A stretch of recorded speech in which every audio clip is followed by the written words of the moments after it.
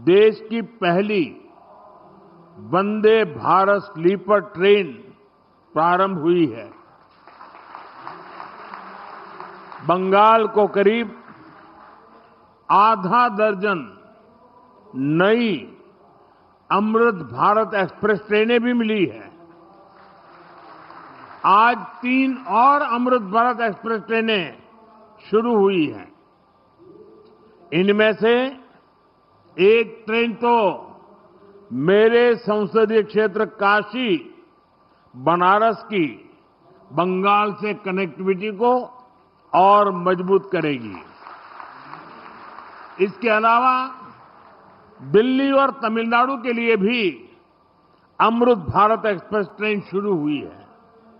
यानी पश्चिम बंगाल की rail connectivity के लिए बीते 24 घंटे अभूतपूर्व रहे हैं। शायद गत 100 साल में 24 घंटे में इतना काम नहीं हुआ होगा। साथियों, बंगाल में वाटरवेज के लिए अनेक संभावनाएं हैं। केंद्र सरकार इस पर भी काम कर रही है। या पोर्ट लेड डेवलपमेंट के लिए जरूरी इंफ्रास्ट्रक्चर बनाने में भी मदद दी जा रही है।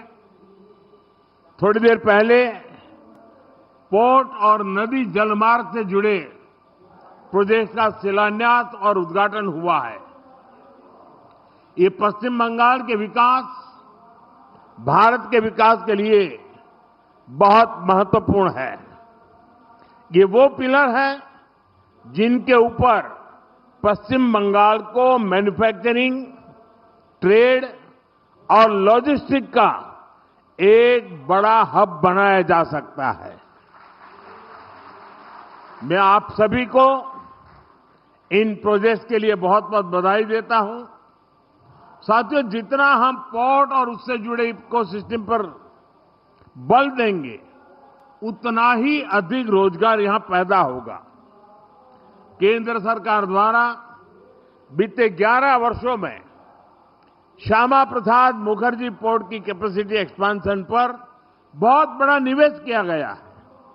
इस पोर्ट की कनेक्टिविटी को बेहतर बनाने के लिए सागरमाला स्कीम के तहत भी सड़कें बनाई गई हैं। इसका परिणाम आज हम सब देख सकते हैं। बीते वर्ष कोलकाता पोर्ट ने कार्गो हैंडलिंग के नए रिकॉर्ड बनाए हैं। साथियों, बालागढ़ में बनने वाला extended port gate system Hooghly और आसपास के इलाकों के लिए नए अवसरों का द्वार खोलेगा। इससे कोलकाता शहर में ट्रैफिक और लॉजिस्टिक का दबाव कम होगा। गंगा जी पर जो जलमार्ग बना है, उसके जरिए कार्गो मूवमेंट और बढ़ेगा।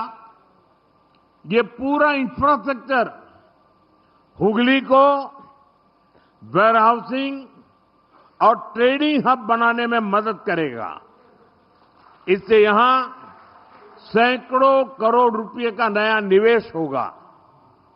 हजारों युवाओं को रोजगार मिलेगा। छोटे व्यापारियों और ट्रांसपोर्ट से जुड़े लोगों को लाभ होगा और किसानों और उत्पादकों को भी नए बाजार मिलेंगे। साथियों, आज भारत में हम मल्टी मॉडल कनेक्टिविटी और ग्रीन मोबिलिटी पर बहुत बल दे रहे हैं। सीमलेस ट्रांसपोर्टेशन संभव हो सके, इसके लिए पोर्ट, नदी जलमार्ग, हाईवे और एयरपोर्ट्स, इन सभी को आपस में कनेक्ट किया जा रहा है।